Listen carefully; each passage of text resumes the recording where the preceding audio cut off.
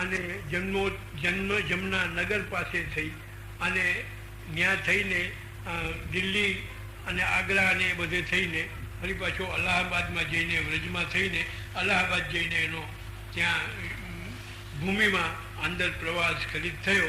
એવું જે છે એ ત્રીજું સ્વરૂપ. એટલે કાલિંદી, એ કાલિંદી જે યમુનાજીના તીર્થરૂપે રહ્યા અને જલરૂપ એમાં સમાવિષ્ટ થઈ ગયા યમુનાજીમાં. અને યમુનાજી જે છે એ ત્રણેય સ્વરૂપે ત્રણેય કલ્પની અંદર પ્રગટ થયા અને પ્રગટ થઈને આપણને જે છે એ લીલા, ઠાકોરજીના સ્વરૂપની લીલા, મહાપ્રભુજીના, ગુસાઈજીની અને યમુનાજીની આ ચારેય સ્વરૂપો એક જ લીલા કરવાને માટે આ ભૂતલ ઉપર પ્રગટ થયા અને આપણને અનવતાર દશામાં મહાપ્રભુજી, ગુસાઈજી અને યમુનાજી આ ત્રણથી જ ઉદ્ધાર આ ભૂતલ ઉપર મહાપ્રભુજીએ આપણને બતાવ્યો. જેમ મથુરાની અંદર વ્યૂહ સહિત અવતારી પ્રગટ થઈને મૂળરૂપ એવા રસાત્મક ગોકુળમાં પ્રગટ મૂળ સ્વરૂપને મળતા પૂર્ણ થયા, એમ યમુનાજી જે છે એ કાલિંદી રૂપે પ્રગટ થયેલા મૂળરૂપ ભાનુગોપ સુતા સાથે મળતા પૂર્ણ બન્યા. એટલે કાલિંદી અને યમુના બંને જે છે એ પૂર્ણ થયા. હવે આપણે સમૂહ પાઠ હું બોલું છું, બીજા સર્વ લોકો આની સાથે બોલી શકે છે. નમામિ યમુના મહમ સકલ સિદ્ધિ હેતુમ મુદા મુરારી પદ પંકજ સ્ફુરદ મંદ રેણુત્કટામ તટસ્થ નવકાનન પ્રકટ ગંડ શૈલોન્નતા તટસ્થ નવકાનન પ્રકટ ગંડ પુષ્પાંબુના સુરાસુર સુપૂજિત સ્મર પિતુઃ શ્રિયં બિભ્રતિં કલિંદ ગિરિ મસ્તકે પતદ મંદ પૂરોજ્વલા વિલાસ ગમનોલ્લસત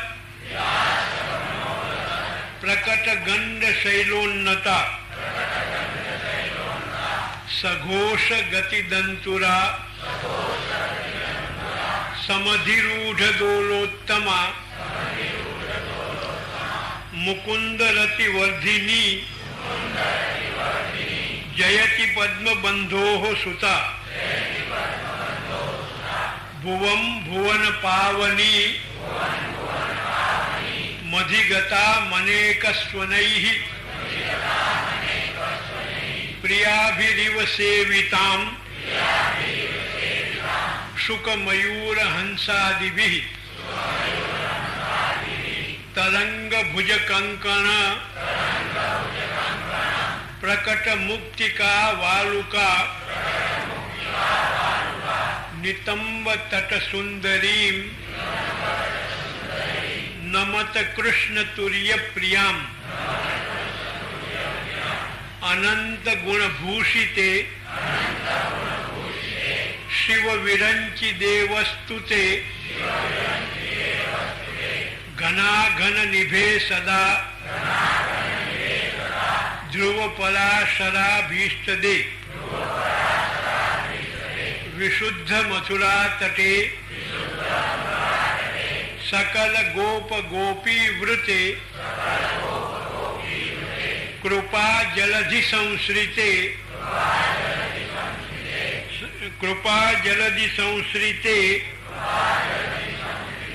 મમ મનઃ સુખમ ભાવય યયા ચરણ પદ્મજા મુરરીપોઃ પ્રિયમ ભાવુકા સમાગમનતો ભવત સકલ સિદ્ધિદા સેવતામ તયા સદૃશતા મિયાત કમલજાસ પત્ની વયત હરિપ્રિય કલિંદયા मनसि मे सदा स्थीयताम्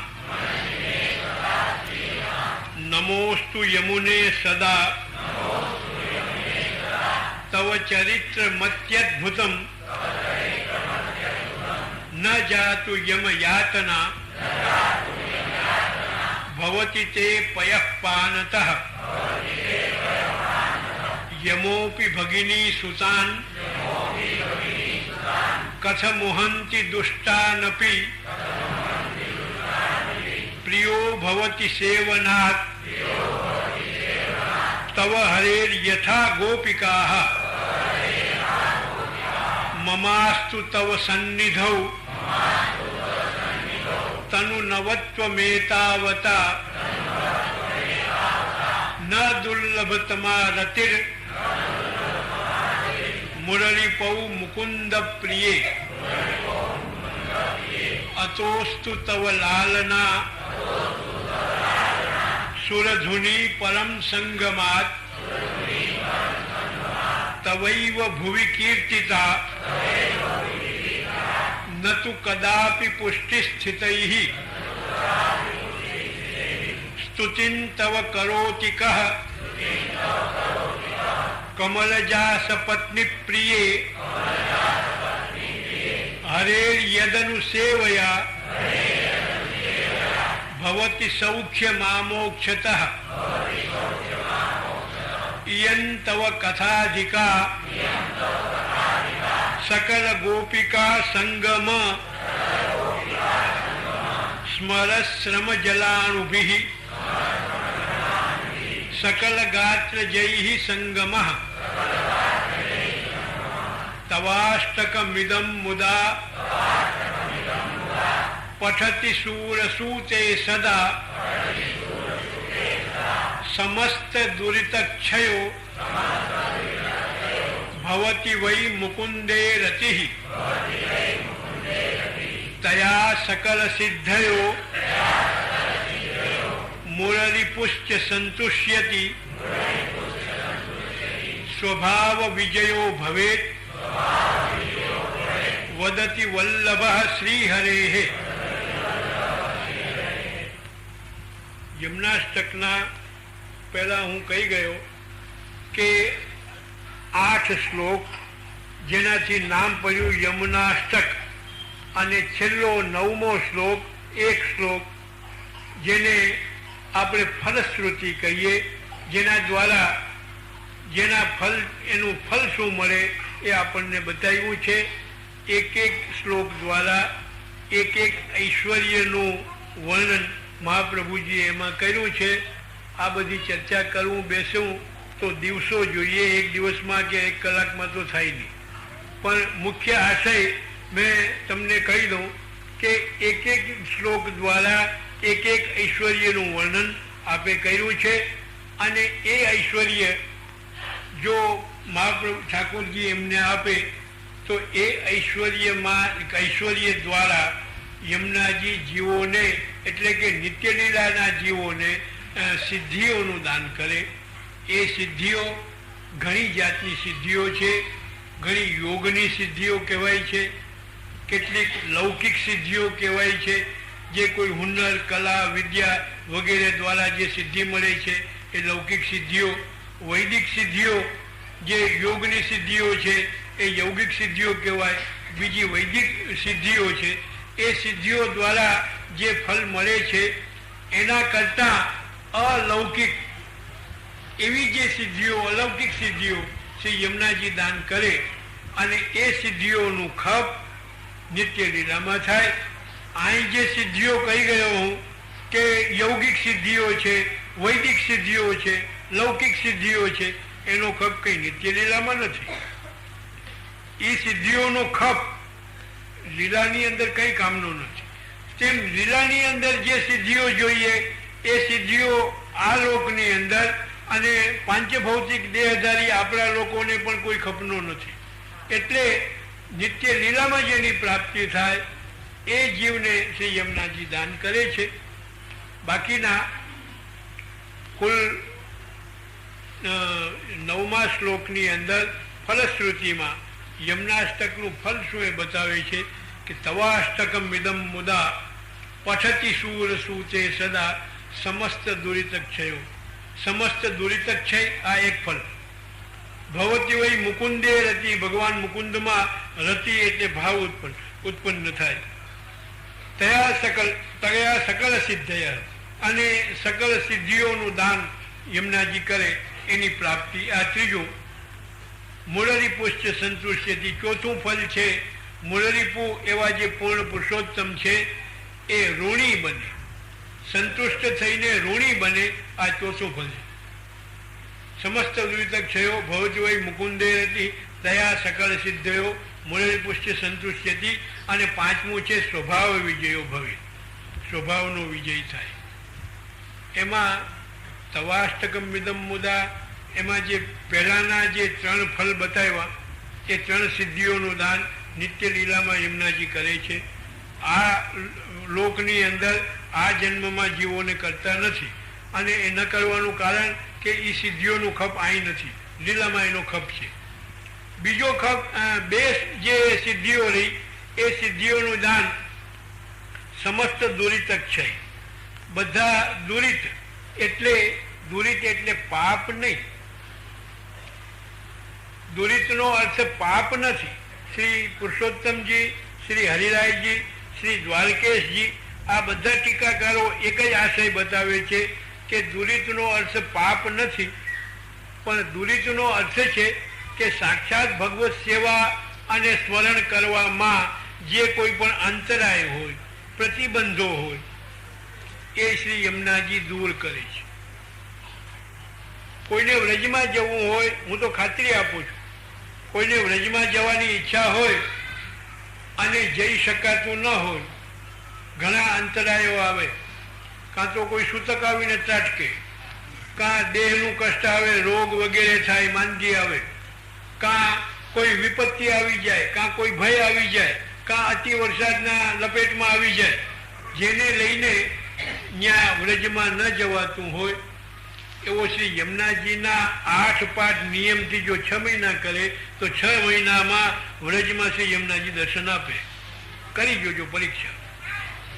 6 મહિનામાં શ્રી યમુનાજી જે છે જરૂર આપણને એ પરીક્ષામાં પાસ કરે અને પોતાના ભૌતિક અને આધ્યાત્મિક એવા સ્વરૂપના દર્શન શ્રી યમુનાજી કરાવે. એટલે સમસ્ત દુરિતક્ષય. અને એક ફલ. અને બીજું ફલ છે કે આપણા જે સ્નાન વગેરે કરવામાં અને ઠાકોરજીની સેવા કરવામાં જે સાંપ્રદાયિક શુદ્ધિ જોઈએ એ શુદ્ધિ યમુનાજીમાં સ્નાન કરવાથી મળે. યમુનાજીમાં રોજ સ્નાન ન થાય તો યમુનાજીનું નમામિ યમુનામહમ આ જે યમુનાષ્ટકનો પાઠ કરી અને સ્નાન કરીને યમુનાષ્ટકનો પાઠ કરે તો પણ સર્વ શુદ્ધિઓ પ્રાપ્ત થઈ જાય. પછી વિશેષ શુદ્ધિની કોઈ જાતની આવશ્યકતા ન રહી. એટલે સમસ્ત દુરિતક્ષયો ભવતી વય મુકુંદ. બીજું ફલ બતાવે છે કે ભગવાન મુકુંદમાં રતિ એટલે ભાવ થાય. ભાવ વેચાતો મળતો નથી. ભાવ વેચાતો મળતો નથી. શાક બકાલું વેચવું મળે, ફલ ફૂલ વેચાતા મળે, સોનું વેચાતું મળે, ચાંદી વેચાતી મળે, મકાન વેચાતું મળે, બધું વેચાતું મળે, પણ ભાવ કોઈ દિવસ અહીં કુતિયાણામાં મળતો હોય ખબર નહીં. બાકી ભાવ ક્યાંય વેચાતો મળતો નથી. ક્યાંય જાહેરાતે વાંચી નથી, ક્યાંય જોયું નથી. નહીં તો જેટલી કિંમત માગે એટલી દઈને લઈ આવીએ, ઢગલો એક ભાવ ખિસ્સામાં ભરીને લઈ આવીએ, પણ એ ભાવ વેચાતો મળતો નથી. ભાવ કોઈ પ્રયત્નથી મળતો નથી. પણ કાં શ્રી ઠાકોરજી પૂર્ણ પુરુષોત્તમ કૃપા વિચારે તો પ્રાપ્ત થાય, અને એ નહીં તો અનવતાર દશાની અંદર મહાપ્રભુજી, ગુસાઈજી અને શ્રી યમુનાજી જો કૃપા વિચારે તો એ ભાવનું દાન થાય. એટલે દુરિતક્ષયો ભવત વય મુકુંદે રતિ. અને એ રીતે બે પ્રાપ્ત કરીને જો કોઈ સેવા અને સ્મરણ કરતો થાય તો ઠાકોરજી જે છે એના ઉપર પ્રસન્ન થાય, કૃપા વિચારે. આવી જાતનું જે ફલ છે એ ફલ 3 ફલ તો નિત્ય લીલામાં આપે, પણ બાકીના 2 ફલ આને આ જીવનમાં આધુનિક જીવોને શ્રી યમુનાજી પ્રદાન કરે છે. આ 2 ફલ આપણે પ્રાપ્ત કરવામાં શ્રી યમુનાષ્ટકનો પાઠ નિયમથી રોજ કરવો જોઈએ. સ્નાન કર્યા પછી યમુનાષ્ટકના પાઠ કરવાથી યમુનાષ્ટકનો જે છે આશ્રય કર્યો કહેવાય. યમુનાજીનો આશ્રય 5 રીતે થાય. યમુનાષ્ટકના પાઠથી થાય, યમુનાજીમાં સ્નાન કરવાથી એનો આશ્રય થાય, યમુનાજીનું પાન કરવાથી એનો આશ્રય થાય, યમુના કિનારા ઉપર વાસ કરવાથી એનો આશ્રય થાય, અને યમુનાજીની ચિત્રની સેવા કરવાથી પણ યમુનાજીનો આશ્રય સિદ્ધ કર્યો આપણે કહી શકાય. એટલે 5 દ્વારા જેમાં આપણી આસક્તિ હોય એ આસક્તિ રાખીને એમાં જો 5માંથી કોઈ એક જો કરીએ તો એનો આશ્રય સિદ્ધ થાય. અને યમુનાજી કૃપા વિચારે તો આ જે 5 ફળો અને એ 5 ફળોમાં જે 2 ફળ મુખ્ય આ જીવનમાં જ આપણને પ્રાપ્ત થાય એ અવશ્ય પ્રાપ્ત થાય. આપણું હૃદય નિષ્કપટ બને, કામના રહિત બને, નિષ્કામતાથી પણ વધુ એવું અલૌકિક ભાવવાળું જે છે હૃદય આપણું પ્રાપ્ત થાય, અને સેવા અને સ્મરણ આપણાથી વધારે બને એ જ આપણી ભાવના હોય. એટલે આજે આટલેથી આપણી જે પૂરું કરીએ છીએ. હવે એક પદ આપણે સાંભળી લઈએ દીનતા આશ્રયનું. ચલાવું છું.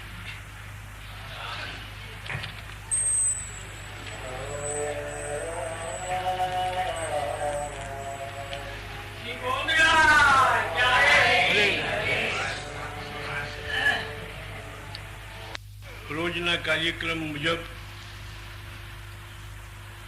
અષ્ટસખાની વાણીનું એક પદ સાંભળશું. આ પદ આશ્રય દીનતાનું પદ છે. આશ્રય કેમ પ્રાપ્ત થાય?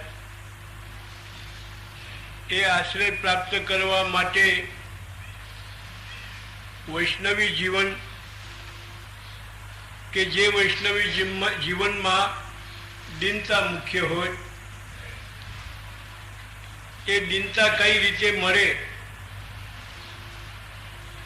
વૈષ્ણવી જીવન વિનાનું લૌકિક જીવન કેવું હોય એનો સુંદર ચિતાર, શાબ્દિક ચિતાર આ પદમાં આપણને મળે છે. ભક્ત બતાવે છે કે દોઉન મેં એકહુ નાહી ભઈ. 2 વાતમાંથી એકે વાતની ફલની પ્રાપ્તિ મને નથી. કૃતિઓ 2 જાતની હોય, એક આત્મલક્ષી અને બીજી પરલક્ષી. આત્મલક્ષી એટલે જેની રચના પોતાને ઉદ્દેશીને કરવામાં આવી હોય, બધો બોધ પણ પોતાને દેવાતો હોય, જે દુર્ગુણો પોતામાં છે એ દુર્ગુણોનું ખ્યાપન જેમાં થતું હોય, અને પોતામાં જે ગુણો હોય, જે ગુણોની આવશ્યકતા હોય, જેની માંગ કરવામાં આવી હોય, એ બધી વાતો આત્મલક્ષી એટલે પોતાને અનુલક્ષીને કહેવામાં આવી હોય. એવી જે કૃતિ, કાવ્યાત્મક કૃતિ, એનું નામ આત્મલક્ષી કૃતિ. બીજો પ્રકાર કૃતિનો છે પરલક્ષી કૃતિ. એટલે પોતાની વાત, પોતાનો સંદેશ, પોતાના મનોભાવો બીજાને કહેવા માટે જ્યારે પ્રયત્ન થતો હોય, આવી જે કૃતિ એનું નામ પરલક્ષી કૃતિ. આમાં આત્મલક્ષી કૃતિ પદમાં દોઉન મેં એકહુ નાહી ભઈ. આજનું મનોવિજ્ઞાન આપણને બતાવે છે કે જીવનમાં દ્વિધા ન થવું જોઈએ. સિંગલ ટ્રેક લાઈફ જોઈએ. જ્યારે ડબલ ટ્રેક લાઈફ થાય, વ્યવસ્થા માટે જરૂરી છે કે એક રોડ હોય, એ રોડને આપણે એકલક્ષી બનાવવું જોઈએ. બે તરફ જો વાહન એમાં નીકળે, જવું ને આવવું બે જો થતું હોય તો ઘણીવાર એના લાભ લેનારા જે લોકો છે, પેડેસ્ટ્રિયન્સ વગેરે, એને ગેરલાભ થાય, એને જોખમમાં મુકાવવું પડે. આ બધું ન થાય એટલે એમાં એવો નિયમ કરવામાં આવે છે કે આ રોડમાં આમ જવાય, નો એન્ટ્રી કરી દઈએ, આમ જવાય બાકી આમ અવાય નહીં. એવી જાતનું જીવનમાં દ્વિધા ન થવું જોઈએ. દ્વિધા ક્યારે થાય છે કે જ્યારે મન અને આપણું જીવન આ બે વચ્ચે જ્યારે સંઘર્ષ થાય ત્યારે દ્વિધા થાય. એટલે મન કંઈક ઓર જ વસ્તુ ચાહતું હોય અને જીવન કંઈક બીજા જ પ્રકારનું હોય, કૃતિ એની ભિન્ન હોય. એટલે કૃતિ અને આદર્શ અને વ્યવહાર આ બે વચ્ચે જ્યારે સંઘર્ષ થાય એટલે દ્વિધા પેદા થાય. અને એ દ્વિધા બધી વાતોમાં સંશય પેદા કરી દે, અવિશ્વાસ પેદા કરી દે. અને જે એવી જે કોઈ અશ્રદ્ધા છે, અવિશ્વાસ છે, એ અવિશ્વાસ જીવનને ખાડામાં લઈ જાય, જીવન બેહુદું બની જાય. એટલે તુલસીદાસજીએ અધ્યાત્મ રામાયણમાં કહ્યું છે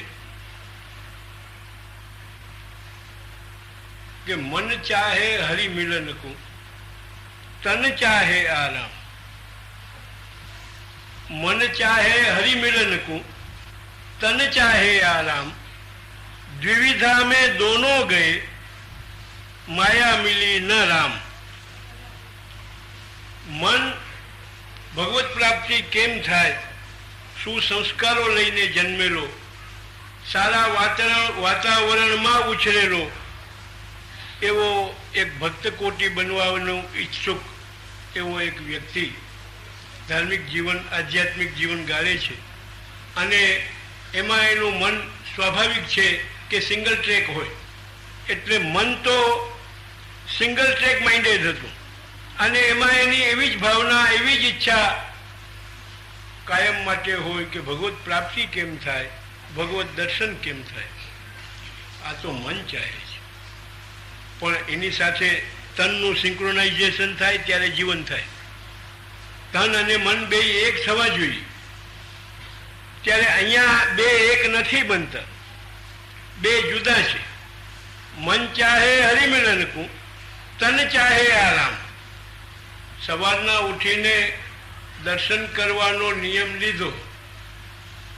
મન કહે છે કે અરે અરે આજ મોડું થઈ ગયું, ભગવાનના દર્શન ખુલી ગયા હશે ને આપણે પહોંચ્યા નહીં, જલ્દી કરો.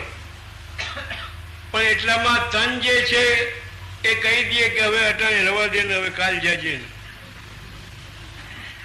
પગ દુખવા માંડે, માથું દુખવા માંડે, કડમાં દુખાવો થવા માંડે. એટલે સંધિવા ને આવા ને ફલાણો ને આ એવા બધા રોગો ઉપદ્રવો સવાર થઈ જાય. અને કે હવે કઈ નહીં, હવે કાલ વાત, આજ રવા દો. એટલે મનની ચાહના કઈ હતી અને તને એમાં વ્યાઘાત કર્યું. મન ચાહે હરિમિલન કો, તન ચાહે આરામ. દ્વિવિધા में दोनों गए, माया मिली न राम. एक सूफी संते કહ્યું છે, न खुदा ही मिला न विशाले सनम, न इधर के रहे न उधर के रहे.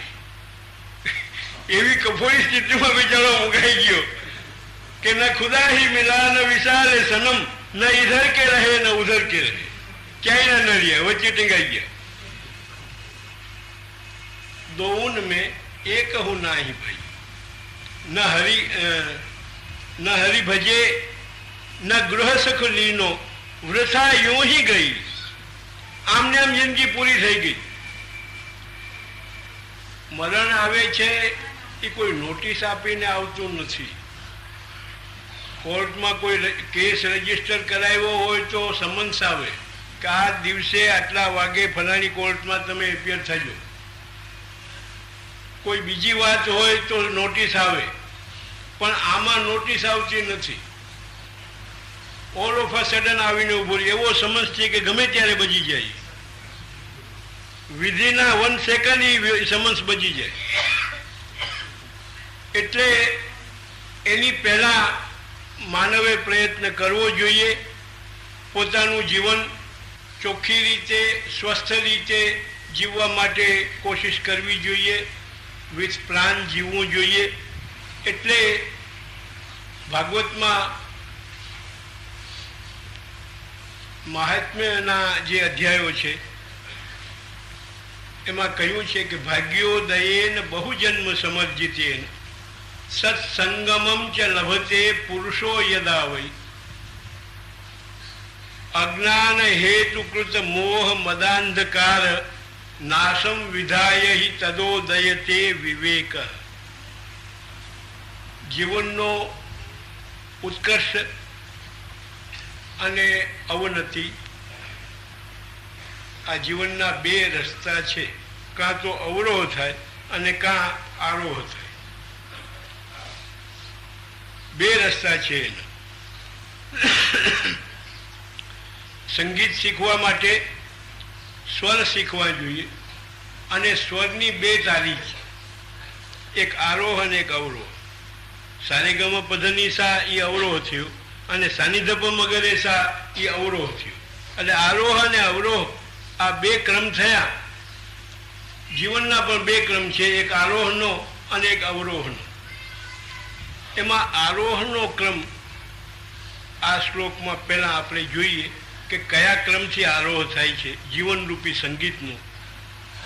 કે ભાગ્યોદયેન બહુજન્મ સમર્જિતેન, ઘણા જન્મો સુધી મનુષ્ય જ્યારે સુકૃતથી જીવે, સુંદર રીતે વિથ પ્લાન જો જીવે તો ભાગ્યોદય થાય.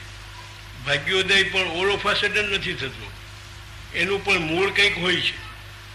એમને એમ ભાગ્યોદય ન થાય, પણ ભાગ્યોદય થાય એટલા માટે જે કંઈ પણ રીતે જીવવું જોઈએ એ રીતે જીવ્યો હોય અને એના અમુક જ્યારે જન્મો એવી જાતના જ્યારે પાસ થાય ત્યારે ભાગ્યોદય થાય.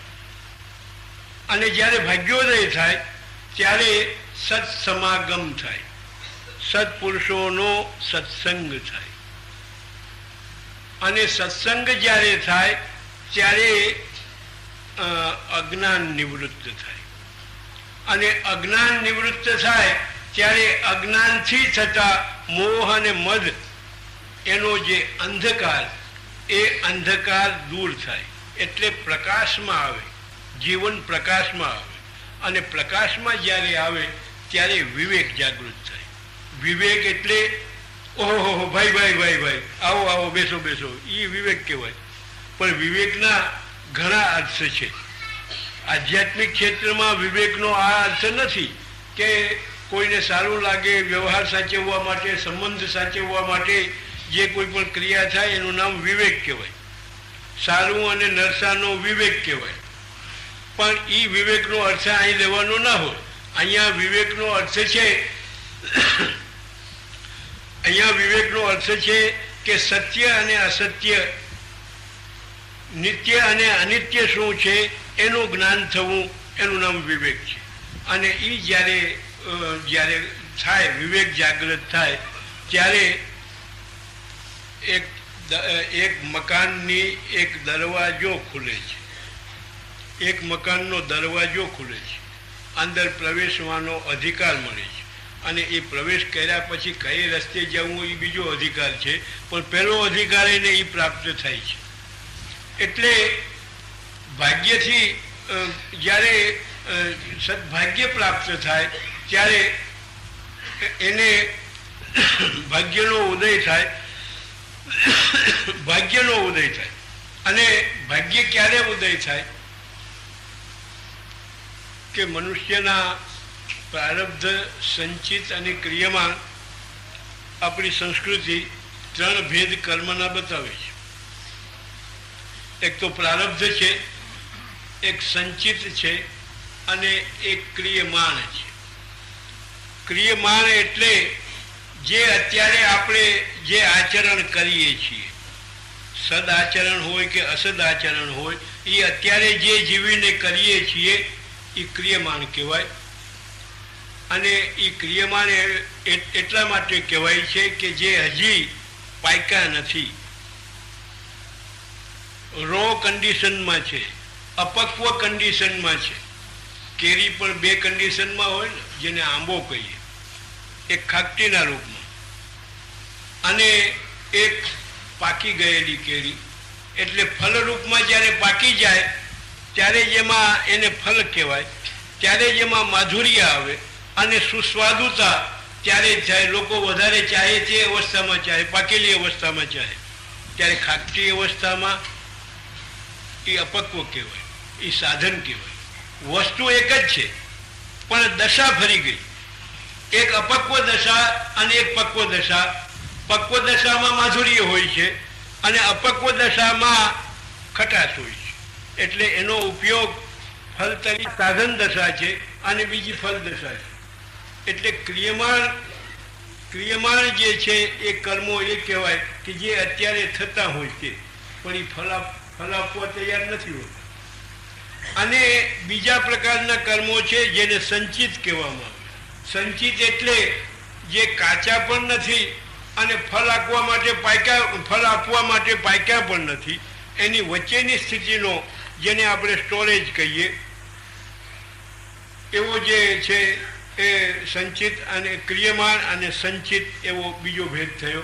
અને ત્રીજો ભાગ્ય જેને કહીએ, પ્રારબ્ધ કહીએ, જેને ભાગ્ય કહીએ, કે જે ભાગ્ય પાકી જાય છે, ફલ આપવાને માટે, ભોગને માટે થઈને પાકી ગયા હોય, એ આ જન્મમાં જેનો ભોગ કરવામાં આવ્યો હોય એ પ્રારબ્ધ રીતે આપણી સાથે લાગે છે, એટેચ થઈ છે.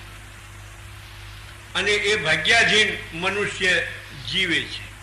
તો પછી પુરુષાર્થને કોઈ સ્થાન નથી, બધું પરાધીનતા થઈ. પુરુષાર્થને કોઈ સ્થાન નથી, ભાગ્યને અધીન જ જીવાય. પરવશો થઈ ગયા, જેલમાં ધકેલાઈ ગયા, કપડાં ફરી ગયા, લુગડા ફરી ગયા, બેડીઓ હાથમાં ને પગમાં આવી ગઈ, ઊભું થવાય નહીં, કોઈ કામ થાય નહીં, મરજી પ્રમાણે કોઈ વસ્તુ મળે નહીં, જે મળે એ ખાઈ લેવાનું. અને આ તો એવી પરાધીન દશા થઈ. એટલે આ તો એક એવી દશા થઈ કે એમાં કોઈ જાતના સુખને તો સ્થાન જ નથી. મનુષ્ય મન પડે તેવા કર્મો કરી શકે નહીં, ભાગ્યને અધીન થઈ ગયા ને. ભાગ્ય હોય એ રીતે થાય તો ભાગ્ય હોય એ રીતે થાય તો કોઈ સત્કર્મ કે પુણ્ય પણ નહીં થાય. બરોબર ને? પુણ્ય પણ નહીં થાય અને પાપે નહીં થાય. ન પુણ્ય થાય ન પાપ થાય. બસ આ જ રીતે જે રીતે જીવાય છે એ રીતે જીવતા રહ્યું. હસ્ર में इंसाफ होगा, बस यही सुनते रहो. हस्र में इंसाफ होगा, बस यही सुनते रहो. कुछ यहाँ होता रहा है, कुछ वहां हो जाएगा. એને જેવી થઈ વાત કે બધું સ્વર્ગમાં નક્કી થશે, અહીં કઈ થવાનું નથી, બધું વહાં નક્કી થશે. કંઈક અહીં નિર્ણય થઈ ગયો છે, કંઈક વહી નિર્ણય થઈ જશે. બસ આ જ રીતે જીવા કરો. હકીકત એવું નથી. નિરાશ થવાની જરૂર નથી. આવો સિદ્ધાંત પણ નથી. હરેકનો સમય છે, હરેકનો પીરિયડ છે. જેનો પીરિયડ હોય એમાં એ જાતના જે કોઈ પણ જે કર્મ છે એ કર્મની મહત્તા હોય છે. જ્યારે ક્રિયમાણ કર્મનો સમય હોય ત્યારે ક્રિયમાણનું વર્ચસ્વ હોય છે. મનુષ્ય સ્વતંત્ર છે, સારું કરવા માટે પણ અને નરસું કરવા માટે પણ ક્રિયમાણમાં સ્વતંત્ર છે. પણ જ્યારે સંચિતનો સમય આવે છે ત્યારે મનુષ્ય ક્રિયમાણ સર્વસ્વ થતું નથી, સંચિત મુખ્ય હોય છે. પણ એ સંચિતની અસર જીવનની સાથે કંઈ સંબંધ ધરાવતી નથી, સ્ટોરેજ થયા કરે છે. જેમ પ્રોડક્શન અહીં થતું જાય તેમ તેમ સ્ટોરેજ થયા કરે છે. એનો ભોગકાલ આવે ત્યારે એનો પીરિયડ છે, ત્યાં સુધી એ સ્ટોકિંગ એનું ચાલુ છે. કારખાનામાં પ્રોડક્શન ચાલુ હોય અને સ્ટોરેજની અંદર જેમ સ્ટોરેજ થયા કરે અને એનું જે લિસ્ટ હોય એ લિસ્ટની રજિસ્ટરની અંદર વસ્તુઓ ચડ્યા કરે. એટલે એ સમય સંચિતનો સમય એ આ જાતનો સમય થયો. એમાંથી ભોગ થઈ શકતો. કોઈ માણસ ભોગ કરવા માંગે તો એ સંચિતમાંથી લઈને ભોગ કરી શકાતો નથી. સંચિતમાં કોઈ ફેરબદલી રદલો બદલ થઈ શકતું નથી. ત્યારે ભાગ્યના સમયમાં એનો જ્યારે પીરિયડ આવે છે એ પીરિયડની અંદર એનો ભોગ કરવો આ જ આપણું કર્તવ્ય છે. એની how we have to sustain. એનો ભોગ કરે જ છૂટકો થાય. ભોગ કર્યા વિના કર્મમાંથી છૂટી મળે નહીં, રિલીઝ થવાય નહીં. પણ એક વસ્તુ છે કે ક્રિયમાણ દશાની અંદર મનુષ્ય સ્વતંત્ર છે. કોઈ એક કામ કરવું છે, એક દાખલો સમજવા માટે આપું છું કે કોઈ એક કેસ હતો. એ કેસની સુનાવણી નીકળી. સુનાવણીમાં જે વાદી હતો એ વાદીએ હું ટ્રેન્ડ જોયું કે આ તો બધું આપણા વિરુદ્ધમાં જાય એમ છે. એટલે મેજિસ્ટ્રેટ સાહેબના ઘરે જઈને ઇન્ફ્લુઅન્સ લગાડી અને વાત કરી કે હું આવી જાતે નિર્દોષ છું. આ કેસમાં જે કંઈ પણ કેફિયત છે એ બધી ખોટી છે અને મારા ફેવરમાં ખુલાસો આવવો જોઈએ. એટલે એણે કહ્યું કે તમે ચિંતા ન કરો, તમે નિર્દોષ છો તો બહુ સારી વાત છે. ધોરણસર અને કાયદેસર ન્યાયપૂર્વક જે કંઈ થતું હશે એ થશે. તમે ચિંતા ન કરો. તમે નિર્દોષ છો, તમે કયો છો એ રીતે જો નિર્દોષ હો તો ચિંતા રાખવાનું કોઈ કારણ નથી. તો કે ના એવું મને લાગે છે એટલે જ હું કહું છું. તો કે ના એવું કંઈ કારણ નથી. તમે નિર્દોષ હો તો કોઈ સદોષ તમને બતાવી શકે એવું કંઈ છે નહીં. અને કાયદો પણ એમ નથી કહેતો કે નિર્દોષ હોય એને સદોષ ઠેરાવી દેવું. એને તો ઉઠતા 5000ની નોટની થપ્પી મૂકી દીધી ટેબલ ઉપર. સાહેબ સંભાળી લેજો. પણ છે શું? તો કે આ થઈ નહીં જેવું વસ્તુ છે. પણ એ શું કરવા જોઈએ? તમે શું કરવા આપો છો? તો કે ના મેં આપને કહ્યું એ રીતે પરિણામ આવવું જોઈએ. તો કે એ વાત ખરી છે પણ હું લેવા માગતો નથી અને હું લેતો નથી. આવી મારી કોઈ પ્રેક્ટિસ નથી. પણ તમે નથી લેવા માગતા પણ હું દેવા માગું છું એનું શું? પણ તમે લેવા માગો છો પણ હું લેવા નથી માગતો અને મારો એ સિદ્ધાંત છે એટલે હું લઈશ નહીં, તમે લઈ જાઓ. સાહેબ તમને કેટલો સમય થયો અહીંયા કોર્ટમાં કામ કરતા? તો કે હવે તો સિનિયોરિટીમાં એકાદ 1.5 વર્ષ બાકી છે. તો તમને ઉતારી મૂકશે. પછી કોઈ પૂછશે એની સલામે નહીં કરે. માટે હું આપું છું એ લઈ લ્યો ને. તો કઈ વાત ખરી છે પણ મારો સિદ્ધાંત નથી ને હું નહીં લઉં. હું સ્વીકારીશ નહીં, તમે લઈ લો પાછા. સાહેબ બહુ રવા દો. અને આટલા વર્ષોમાં તમને કોઈ દેવાવાળું મળ્યું? તો કે ના કોઈ મળ્યું નથી. તો કે તો આ પહેલો વખત દેવાવાળો મળે છે માટે એને સ્વીકાર કરી લ્યો, નહીં તો હવે 1.5 વર્ષ પછી તમને કોઈ સલામે નહીં કરે. આને કહ્યું કે તમે એવું કેમ માની લીધું કે અત્યાર સુધી કોઈ દેવાવાળો ન મળ્યો એટલે હવે પછી તમારા સિવાય બીજો કોઈ દેવાવાળો નહીં મળે એમ તમે કેમ માની લીધું? What is the cause of that? ઝાંકો પડી ગયો વિચાર. મેં કહ્યું કે આ લઈ લ્યો એટલે લઈ લ્યો. આ કેસમાં, આ ઉદાહરણમાં જો એ સાહેબ કરપ્શન લઈ લેવા માગતા હોત તો એને આડે પડવા વાળું કોઈ હતું નહીં. 2 જ વ્યક્તિઓ હતા, દેવાવાળો ને લેવાવાળો. બીજું કોઈ ત્યાં એટેસ્ટેડ કોઈ માણસ હતું નહીં. અને ન લેવું હોય તો એને કોઈ ધરાર દેવાવાળું નહોતું. ન જ લીધા, પાછા લઈ દીધા, રિફ્યુઝ કર્યા કે લઈ જાઓ તમે. દાખલો હું એ દેવા માંગુ છું કે ક્રિયમાણ કર્મની અંદર મનુષ્ય સ્વતંત્ર છે. ક્રિયમાણ કર્મની અંદર એ લેવા માટે પણ સ્વતંત્ર હતો અને ન લેવા માટે પણ સ્વતંત્ર હતો. અને પોતાનું મોરલ સ્ટાન્ડર્ડ જો સારું હોય તો એને ડિનાયલ કર્યું, રિજેક્ટ કર્યું, એમ કરી શકતો હતો ને એને કર્યું. એટલે ક્રિયમાણ સંસ્કાર એમાં મનુષ્ય સ્વતંત્ર છે. પ્રારબ્ધનો જ્યારે ભોગકાળ આવે છે ત્યારે એમાં કોઈ પણ ચેન્જીસ થઈ શકતી નથી. જે જાતનું ભાગ્ય હોય એને અધીન થઈને ભોગવવું જ પડે છે. ભાગ્યોદયે ને બહુજન્મ સમર્જિતે ને સત્સંગમમ ચ લભતે પુરુષો, ત્યારે જ્યારે ભાગ્યોદય થાય ત્યારે સત્સંગમ સમાગમ પ્રાપ્ત થાય, અને સત્સંગ જ્યારે પ્રાપ્ત થાય ત્યારે વિવેકનો ઉદય થાય. સંગ પણ ઘણી જાતના છે. ગીતાની અંદર ભગવાને કહ્યું છે કે સદભાવે સાધુ ભાવે છે સત શબ્દ સંપ્રયોજિત. સત શબ્દ સંસ્કૃતનો એ સદભાવમાં, સાધુભાવમાં, ભગવાનના વિશે સત એવો શબ્દ લાગે છે. એટલે સત્સંગનો ખરો અર્થ તો એ છે કે જેમાં સ્નેહ સાથે સંગમ થાય, સ્નેહ સાથે સત્સંગ થાય, સંગ થાય, એ મુખ્ય સત્સંગ કહેવાય. જેમાં સ્નેહ ન હોય અને ખાલી સંગ હોય તો એનાથી કંઈ નથી. હું એક દાખલો આપું છું કે 5 કાર્મીન કાંકરા એક સાથે રાખીને એક સારા ડબ્બાની અંદર મૂકીને પેક કરીને 100 ફૂટનો ખાડો ગોંદીને અંદર મૂકી દેવાય અને 1000 વર્ષ સુધી રખાય ને પછી કાઢો. એ કાંકરાઓમાં કંઈ વાનમાં ફેર પડ્યો નહીં લાગે. વાન પણ કાળો એટલે કાળો જ, વેઇટ પણ એટલું જ, એમાં કંઈ હલકો થયો હોય એવું નહીં લાગે કોઈ. વેઇટ પણ એટલું જ, રંગ વર્ણ બધા એવા જ, અને 5ની સંખ્યા એ 5ની, એમાં ડિક્રીઝ નહીં થાય કે ઇન્ક્રીઝ નહીં થાય.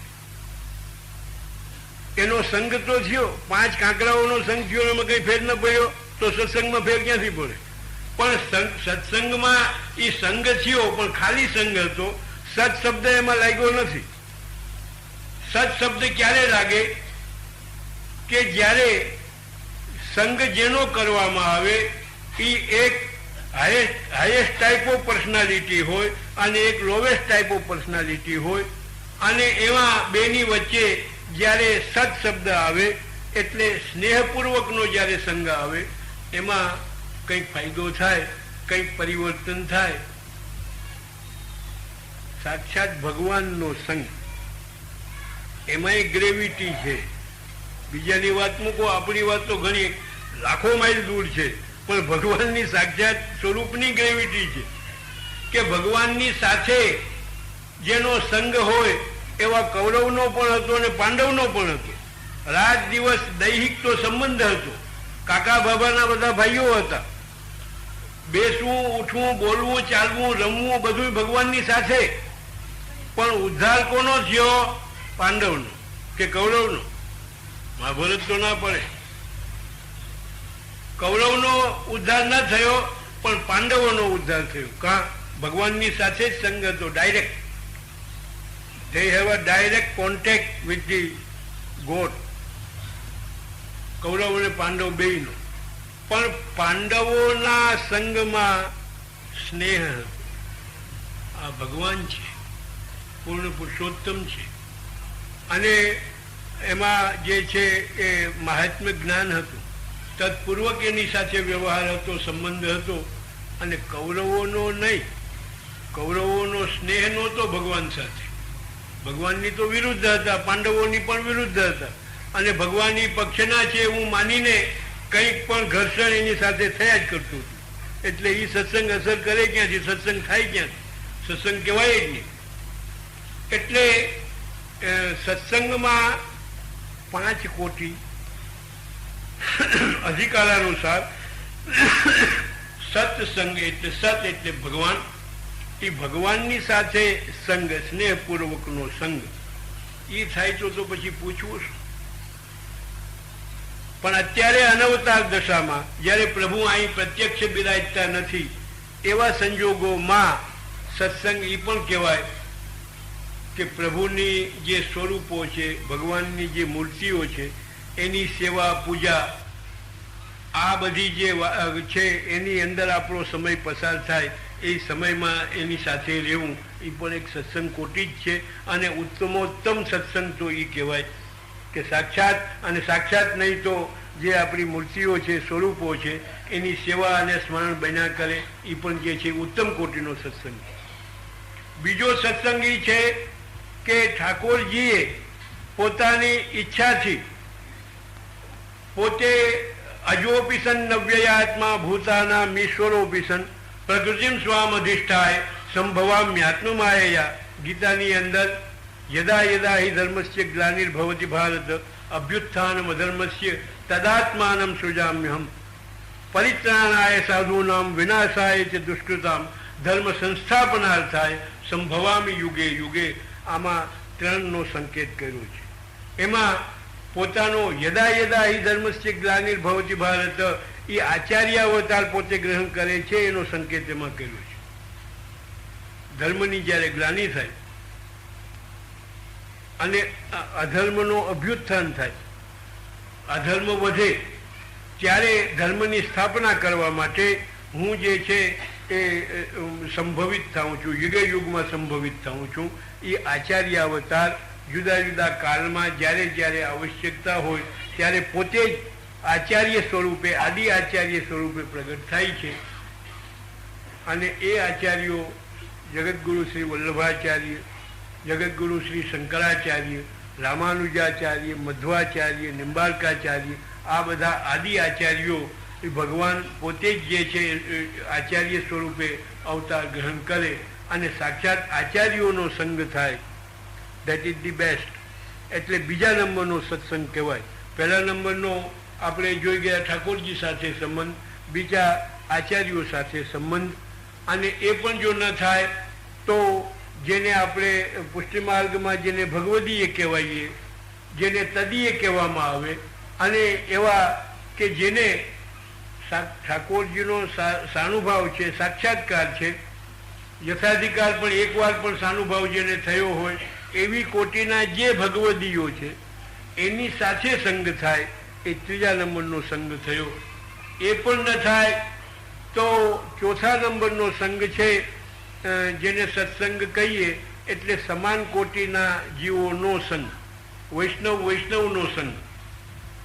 આ બેમાં તફાવત, આમાં તફાવત એ છે કે એ સંઘમાં એટલે કે વૈષ્ણવ સંઘમાં આપણી જે કોઈ પણ ભાવના છે, જે કોઈ પણ સમજ છે એ જેવી હોય, જેટલી હોય એટલી બની રહીએ, ડિક્રીઝ ન થાય, એમાં કોઈ ક્રાઇસિસ ન થાય, એનો અધપાત ન થાય, એટલો ફાયદો એની અંદર જરૂર છે.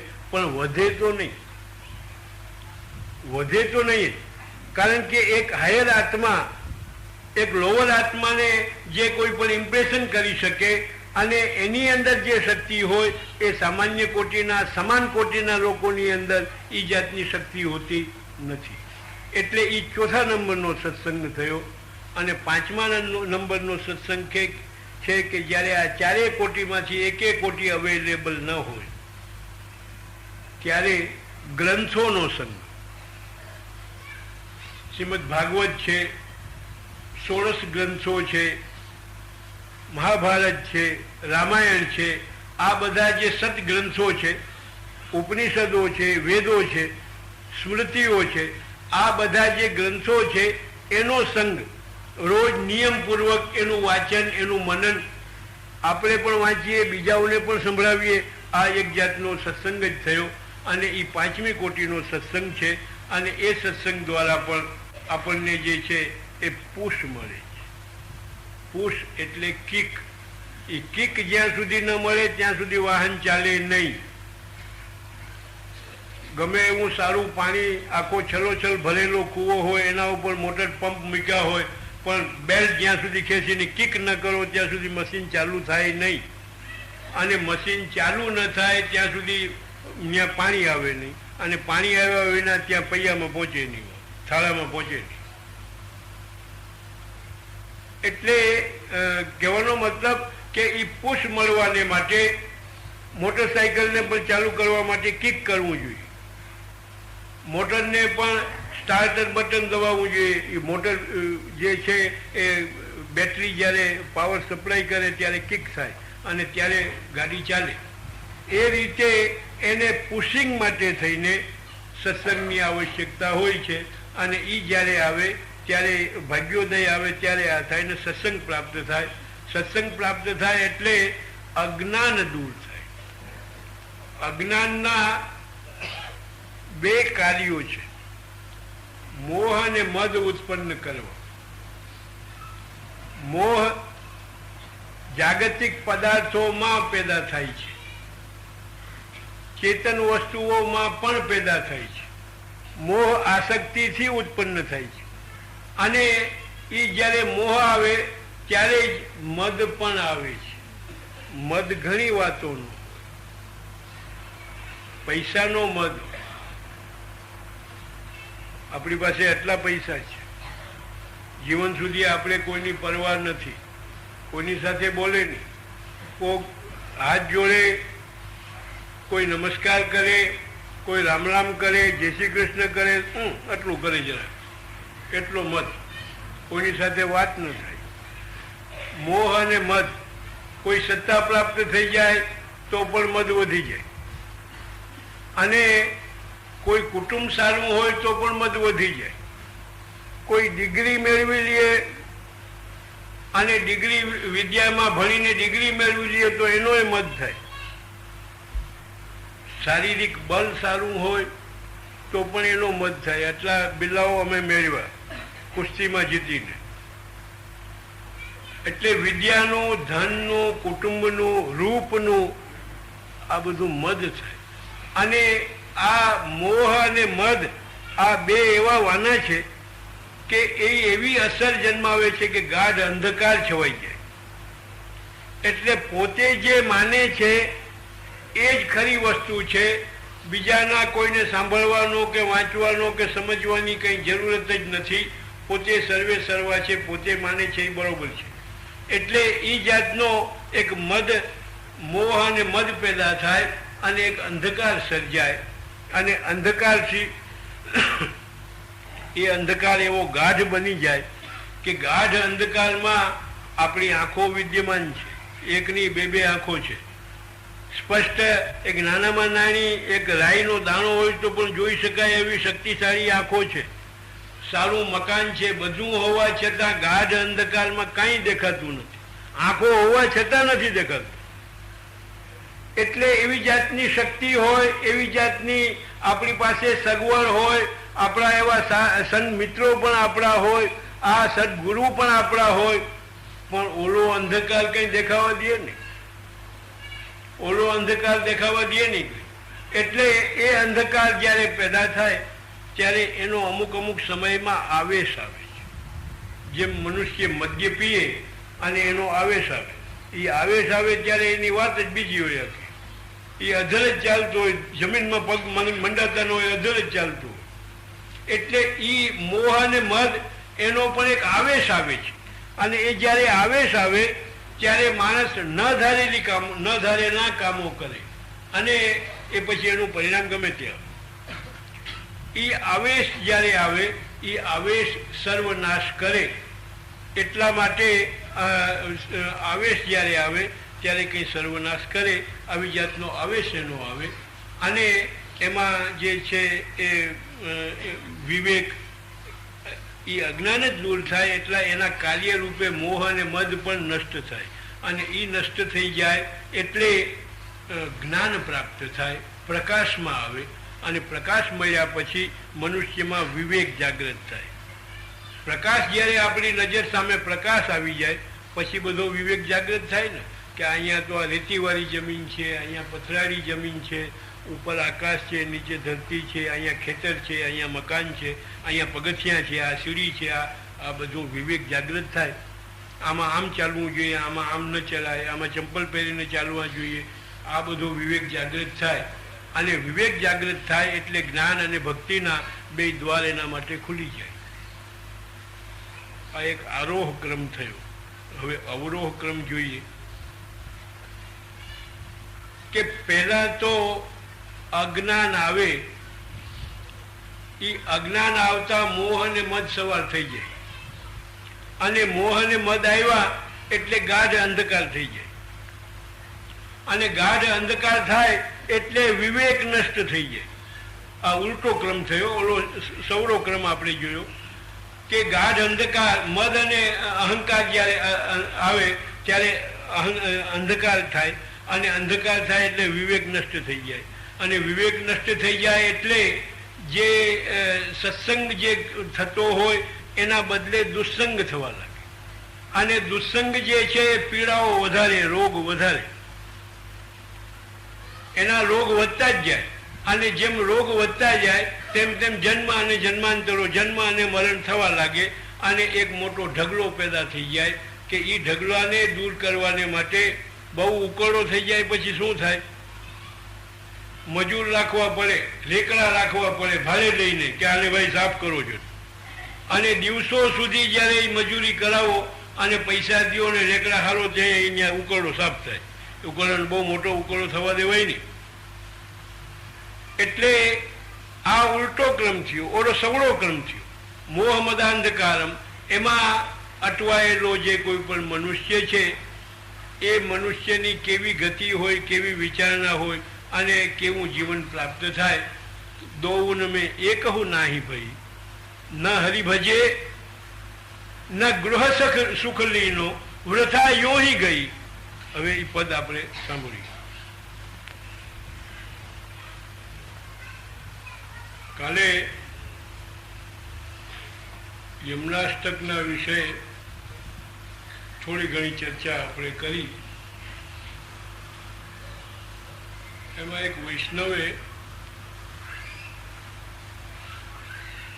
એમ શંકા પૂછી કે યમુનાજીનું એક સ્વરૂપ હોય તો એ ઘણું છે, ત્રણ સ્વરૂપ શા માટે?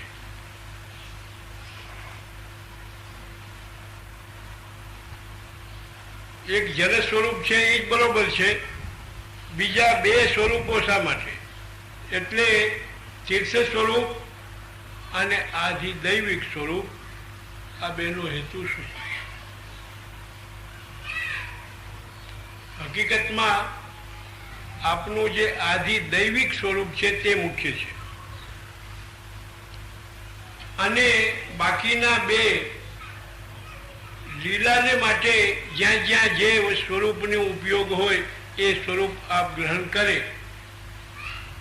અને એ ઉપયોગ બે જ ઉપયોગ છે એના, કે પૂર્ણ પુરુષોત્તમના લીલાની અંદર અનુકૂળ થવું, આ એક હેતુ ત્રણેય સ્વરૂપથી યમુનાજી જે છે એ સેવા ઠાકોરજીની કરે છે કે ત્રણેય સ્વરૂપથી ઠાકોરજીને લીલાને અનુરૂપ થવું.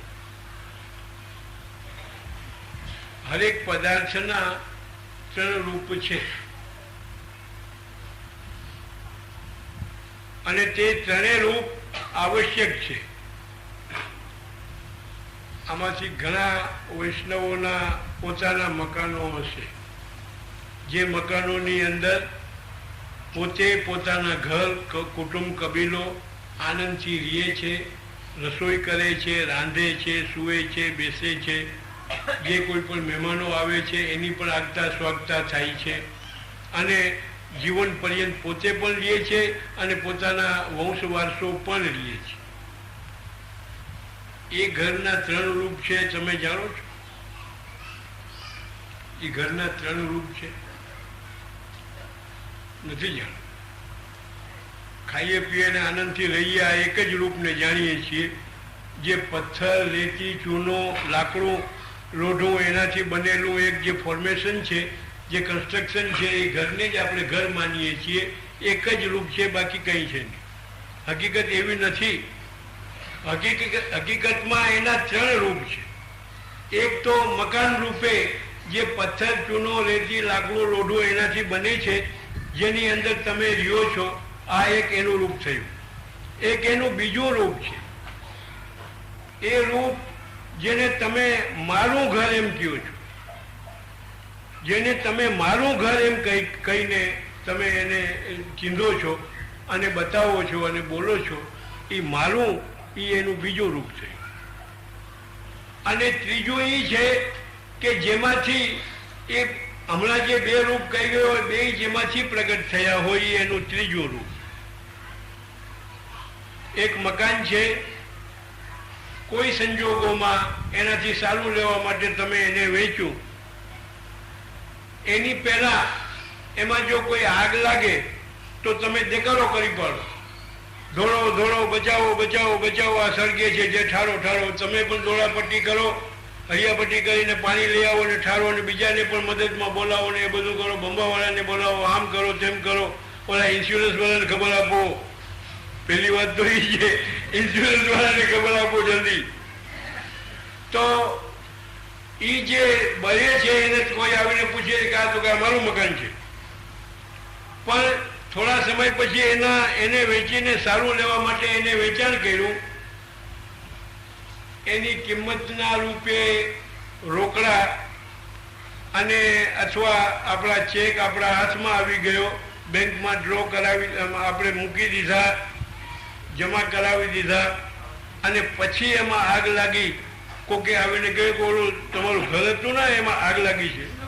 એ કોઈએ વીડી ફેંકી દીધી હશે. તો તમે કાં દોડાદોડી ન કરો તો કઈ આપણે વેચી નાખ્યું, હવે એ ફલાણા ભાઈનું છે, આપણું નથી. મકાન ફરી ગયો, મકાન ફર્યું નથી તો ત્યાંથી ફર્યું કઈ આમ આગળ પાછળ આવ્યું તો કે નહીં, ન્યા નહીં. પણ એમાં તો પછી થયું કેમ તો કે હવે એ મારું નથી. એટલે એક બીજું રૂપ મકાનનું થયું કે જેની કિંમત 1,25,327 રૂપિયાની એની કિંમત થતી હતી, એનું હવે તમને મળી ગયું. અને એટલી જ કિંમત તમે એમાં ખર્ચીને એને તમે ખરીદ્યું હતું ત્યારે તે તમારું માનતા હતા. પણ હવે એની કિંમત રૂપે જે 1,25,320 રૂપિયા તમને રોકડા મળી ગયા, એટલે તમારું મમત્વ તમારી પાસે આવી ગયું. હવે એમાં મમત્વ ન રહ્યું. હવે તમે માનો છો કે આ બીજાનું છે, જેને વેચ્યું એનું છે, મારું નથી.